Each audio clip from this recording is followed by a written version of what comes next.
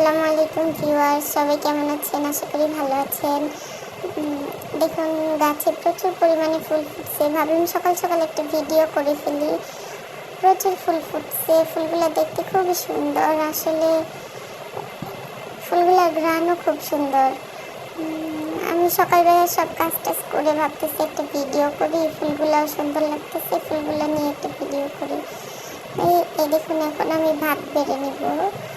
রান্নাবান্না হয়ে গেছে, প্রায় সব বেড়ে টেড়ে নিচ্ছি আর কি ঘরে। বাড়ার পরে আমি এখন ভাজিটা বেড়ে নিব।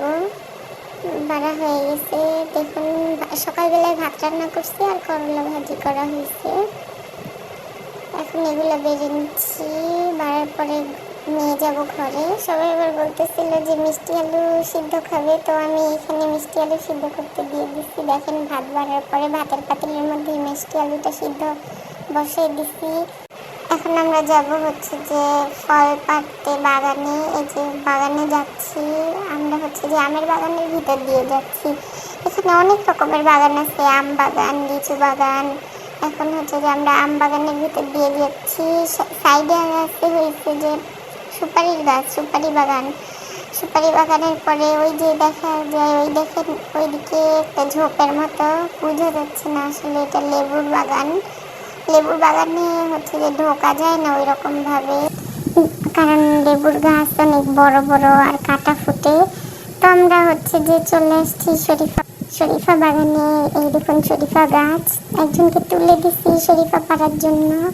এখন যে উঠতেছে অনেক উপরে, ছোট ছোট শরীফা, অত বড় নাই। দেখুন সাইজগুলো এইটুক, আবার এর থেকে একটু বড় সাইজেরও আছে। ফল যে কাঁচাই থাকে, আমরা ঘরে নিয়ে তারপরে চালের ড্রামের ভিতরে রেখে দিই। পাকার পরে যে খাইয়ে। দেখুন উপরে দুইটা, এই দুইটা একটু বড় বড়, দুইটা সাইজ একটুখানি বড় বড়, আর যে ছোট বড় সব রকমেরই আছে। এখন আমরা এগুলা পেরে নিব। নিচে আমরা যে দাঁড়ায় আছি শরীফা নেওয়ার জন্য। দেখুন পারতেছে এখন। পারতে পারতে পাশেই দেখি যে একটা ঘোড়াকে যেন রেখে গেছে ঘাস খাওয়ার জন্য। দেখুন ঘোড়াটা দেখে আমি ভাবলাম একটু ভিডিও করে ফেলি। ঘোড়ার কাছে যাইতে নিছি, তো বলতেছে সবাই যে ঘোড়া কামড় দেয়। দেখুন এদিকে প্রচুর জঙ্গল।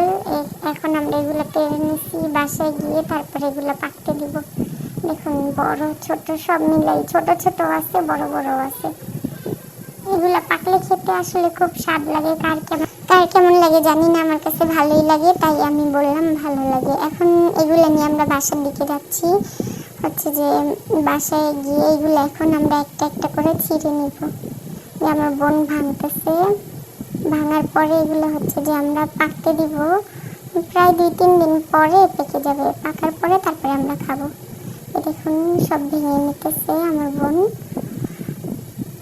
ভাঙা হয়ে গেছে। এখন এগুলা পাকতে দেওয়ার পালা। আমরা এগুলো যে এখানে গম আছে, গমের ভিতরে রেখে দিচ্ছি, পাকলে তারপরে খাবো। তো আজকে ভিডিও এই পর্যন্তই। সবাই ভালো থাকবেন। আসসালামু আলাইকুম। আমাদের ইউটিউব চ্যানেলটা সাবস্ক্রাইব করবেন, আর ফেসবুক পেজে সবাই লাইক করবেন, ফলো করবেন।